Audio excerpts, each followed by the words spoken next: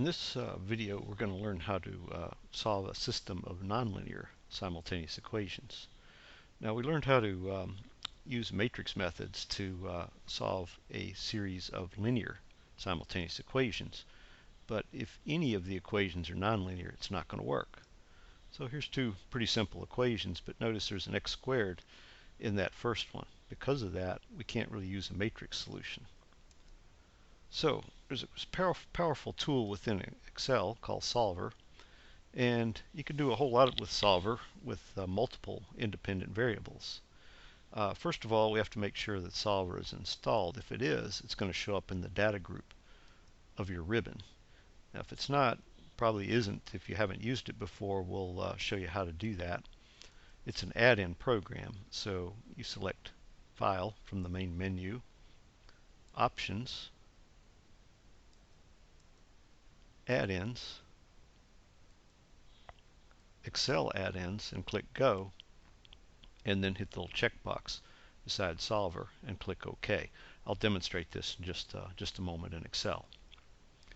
Now, once you have Solver, what it's trying to do, or what you set it up to do, you can either set it to a value of a minimum value, a maximum value, or specific value, some target cell.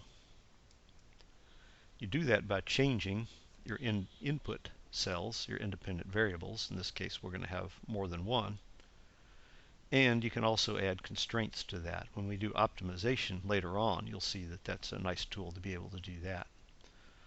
But let's go back again to our earlier example. We've got these two equations, and we want to find values of x and y that satisfy both of those equations. So the first step is to write these as functions with everything on the same side of the equal sign, and we'll call those functions, in this case, f1 and f2. So all we've really done is move the y over to the other side of the equal sign, so that when f1 and f2 are both equal to 0, then our equations are satisfied. So in Excel, the first thing we would do would be to label two cells for x and y, and two for those functions, and then put the formulas in. And again, we'll demonstrate that in just a moment. Now, we can't tell Solver that we want both of those cells, F1 and F2, to be 0. It's got to be a single target cell. So the way we could do it is we could add those two together and say that got to be 0. But that wouldn't always work, because one of them could be positive and one of them could be negative. However, if we square both of those values and add those together, because of the fact that the squares have to be greater than or equal to 0, if the sum of the squares is 0, the only way that's possible is if the two functions are both equal to 0 as well. So we set up the squares. We square f1, we square f2, we add them together, that's the sum.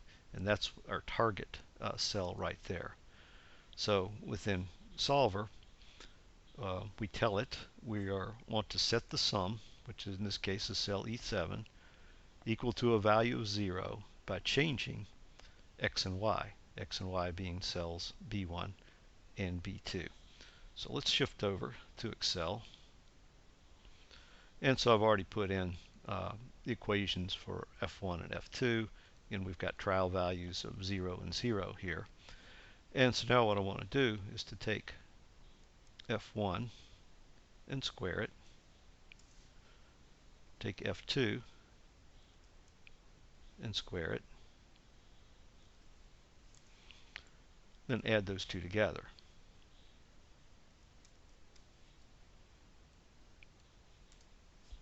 Okay, so if we can set this cell to 0 by changing these two, then these two will be our a solution to both equations. So you notice here I'm on the Data tab, and Solver's not there. So if you want to install or activate it as an add-in, you go to File, all the way down to bottom, Options, Add-ins, and down here where it says Manage Excel Add-ins, click Go, Solver, OK. And now you see Solver comes up on the Data tab. All right, so let's pull up Solver. Takes up a lot of room here on the screen, but my objective cell is going to be the sum. I want to set it to a value of 0 by changing these two cells. Now, there's also this box that says make it the unconstrained variables non-negative. Well, I might have a negative root, so I'm going to uncheck that. And again, the solution method, we can leave that as the default. And it's all set up to go, so I'll click solve. And you can see it says I found a solution. Now, you can see it to several decimal places. This looks like -1 and 0. You know, the sum is, and you can change the tolerance values here, but we usually don't need to do that. If I just type in, just hit OK here, if I just type in -1 and 0, you can see, well, okay, that works out exactly. And so, yeah, there's our, the fact that both F1 and F2 are equal to 0. So x equals -1, y equals 0 satisfies the equation. Now let's put in a couple of different guess values. Let's put in 5 and 5.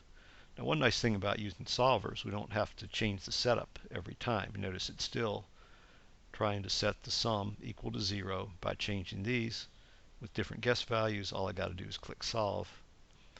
And once again, I come up with numbers that are approximately equal to 1.5 and 12.5. And you can see those numbers do exactly satisfy the equations.